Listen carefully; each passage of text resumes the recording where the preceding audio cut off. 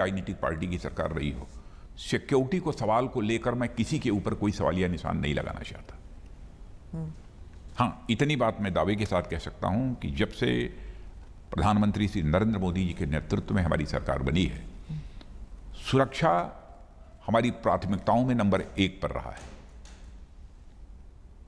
और हम जितनी अधिक ताकत और सुविधा अपनी जो है डिफेंस फोर्सेस को मुहैया करा सकते हैं, वो हम कराने की अपनी तरफ से कोशिश कर रहे हैं। तो क्या ये सही है कि सिक्योरिटी फोर्सेस को एक ब्लैंक चेक दिया गया है, एक ओके दिया गया है कि आपको जो कदम उठाना पड़े सिक्योरिटी के लिए आप उठा सकते हैं? नहीं, हमें अपनी सेना के ऊपर पूरा विश्वास है जी। कि जहाँ संयम की आवश्यकता होती है वह संयम का परिचय देते हैं, जहाँ शौर्य की आवश्यकता होती है शौर्य और पराक्रम का भी परिचय देते हैं। इनके ऊपर पूरा हम सबको विश्वास है, इसलिए किसी का हाथ बांधने का प्रश्न ही नहीं खड़ा होता। और ये जो कुछ भी बातें मैं बोल रहा हूँ, ये मत समझिएगा कि केवल पब्लिक कंजम्पशन के लिए बोल रहा हूँ। जो कुछ भी बातें बोल रहा हूँ एकदम बिल्कुल दिल की गहराइयों से बोल रहा हूँ। आप गए थे वहां पर? आप लद्दाख गए? लद्दाख में गया था और वहां मैंने अपने सेना के जवानों से भी मैंने बातचीत की। आपको उस वक्त कैसा लगा जब आप जानते थे कि वहां पर हमारे सैनिक जो हैं वो they were taken aback, they were taken by surprise, और जो गलवान में हुआ उससे दुख हुआ ज़रूर, लेकिन उस वक्त जवानों का जो हौसला है वो बढ़ाने की जिम्मेदारी आपकी थी? हौसला हमारे जवानों की बढ़ाने की जिम्मेदारी नहीं थी। जब मैं गया था हमारे जवानों का हौसला बुलंद था। और वही मैं कहता हूँ, कुछ कूटनीतिक कारण होते हैं और सिक्योरिटी से रिलेटेड सवालों का एकदम बिल्कुल खुलकर जवाब देना, खुलकर बोलना, या कभी कभी कुछ अपनी मजबूरी भी होती है, कुछ अपनी सीमाएं भी होती हैं। लेकिन मैं इतना कहना चाहता हूं कि हमारे सेना के जवानों का हौसला बुलंद था और आज भी है, क्योंकि मैं दावे के साथ कह सकता हूं कि जिस शौर्य और पराक्रम का परिचय इस बार हमारी सेना ने दिया है, और संयम का भी, उसकी जितनी भी तारीफ की जाए वह कम है। अभी चाइना जो है प्री अप्रैल 2020 पोजीशन से पीछे हटने को तैयार नहीं है, कोई इंडिकेशन भी नहीं है कि वो हटेंगे। तो ऐसे में सर्दियों के वक्त क्या आप समझते हैं कि गलवान जैसा इंसिडेंट फिर से हो सकता है? देखिए, मैं इतना ही देशवासियों को कहना चाहता हूं कि हमारे देश की सेना देशवासियों का मस्तक नहीं झुकने देगी। क्या क्या हुआ है मैं खुलकर नहीं बोल सकता हूं, क्योंकि दोनों देशों के बीच बातचीत का दौर चल रहा है।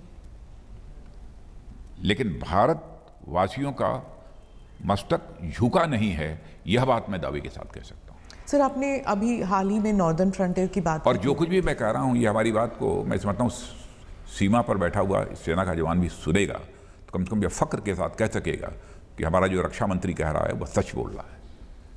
जी। ईस्टर्न सेक्टर में सिक्किम और अरुणाचल, यहाँ पर भी ट्रांसग्रेशंस के थ्रेट्स हो सकते हैं। इंटरनेशनल एक्सपर्ट सैटेलाइट्स के ज़रिए डेटा एनालिसिस करके वो देख चुके हैं कि वहाँ पर एयर स्ट्रिप्स बन रहे हैं चाइना के, वहाँ पर रोड डिप्लॉयमेंट है, वहाँ पर फोर्सेस जा रही हैं। क्या हमारे फोर्सेस वहाँ पर उसी नंबर के साथ और उसी मतलब वैसे ही सक्षम है टू प्रोटेक्ट आवर बॉर्डर्स? देखिए, भारत और चीन के बीच बाउंड्री को लेकर परसेप्शनल डिफरेंसेस लंबे समय से रहे हैं। अच्छा रहा होता कि यह डिफरेंसेस समाप्त हो गए होते, ताकि जिस प्रकार के हालात पैदा हो रहे हैं इस प्रकार के हालात पैदा ही न होते। वैसे पिछली सरकारों ने भी अपनी तरफ से कोशिश की थी बातचीत करने की, लेकिन उसका कोई समाधान नहीं निकल सका था।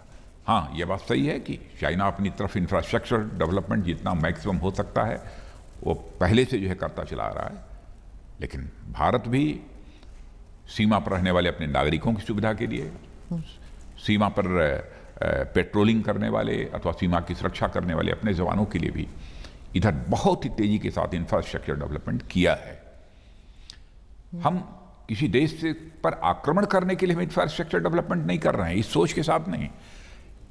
लेकिन यदि पेट्रोलिंग करने हमारा जवान जाता है तो उसकी सुविधा का हमको ध्यान देना पड़ेगा, और साथ ही साथ सीमा पर रहने वाले जो हमारे नागरिक हैं उनकी भी सुविधाओं का ध्यान हमको देना पड़ेगा। उसके लिए भी इंफ्रास्ट्रक्चर डेवलप करना सीमा पर यह आवश्यक है, और वह काम कर रहे हैं। सर, आपने कहा था कि पाकिस्तान और चाइना जो है एक मिशन मोड पर काम कर रहे हैं बॉर्डर बाउंड्री को उनके डिस्प्यूट्स को ज़िंदा रखने के लिए। तो क्या आप समझते हैं कि 2020 में जो हुआ वो एक इन दोनों मुल्कों की मिलीभगत थी? मतलब एक एकतरफा अटैक नहीं था चाइना से, इनकी मिलीभगत थी, जुगलबंदी थी। क्या आप समझते हैं ये हो सकता है?